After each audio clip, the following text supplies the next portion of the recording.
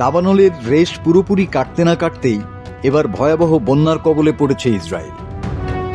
গত 4 মে থেকে দেশটির দক্ষিণাঞ্চলে টানা ভারী বৃষ্টিপাত শুরু হয়, যা রোববার বিকেল নাগাদ ভয়াবহ রূপ নেয়।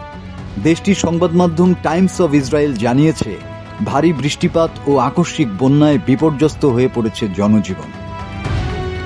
বিশেষ করে দক্ষিণাঞ্চলীয় শহর ইলাত সবচেয়ে বেশি ক্ষতিগ্রস্ত হয়েছে।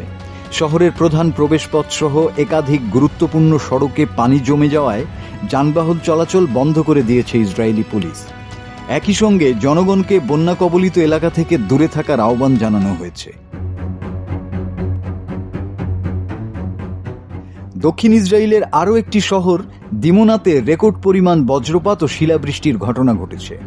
স্থানীয় আবহাওয়া অধিদপ্তরের তথ্য অনুযায়ী বিকেল 4:30 পর্যন্ত কিরুজ সামারে 34 মিলিমিটার এবং কিরুজ ইয়ত ভাতায় 17 মিলিমিটার বৃষ্টিপাত রেকর্ড করা হয়। ইসরায়েল পুলিশ জানিয়েছে, বন্যার কারণে সৃষ্ট পরিস্থিতি অত্যন্ত ঝুঁকিপূর্ণ। জনগণকে প্লাবিত রাস্তা, পাহাড়ি ঝর্ণা কিংবা জলাশয়ের আশপাশে না যাওয়ার আহ্বান জানানো হয়েছে। কর্মকর্তারা বলছেন, এ ধরনের এলাকা অতিক্রম করার চেষ্টা জীবন হুমকির মুখে ফেলতে পারে। বিপজ্জনক বিবেচনায় প্রশাসন বেশ কয়েকটি প্রধান সড়ক বন্ধ ঘোষণা করেছে। এর আগে ইসরায়েলে বেশ কয়েকটি দাবানল ভয়াবহ ক্ষতি সাধন করেছিল। দেশটির বনাঞ্চল ও প্রাকৃতিক সংরক্ষিত এলাকাগুলোতে ব্যাপক আগুন ছড়িয়ে পড়ে।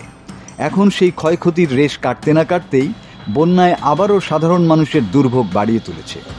আবহাওয়া অফিস পূর্বাভাস দিয়েছে, আগামী কয়েকদিন দক্ষিণাঞ্চলে আরও বৃষ্টি হতে পারে, যার ফলে বন্যা পরিস্থিতির আরও অবনতি হতে পারে বলে আশঙ্কা করা হচ্ছে।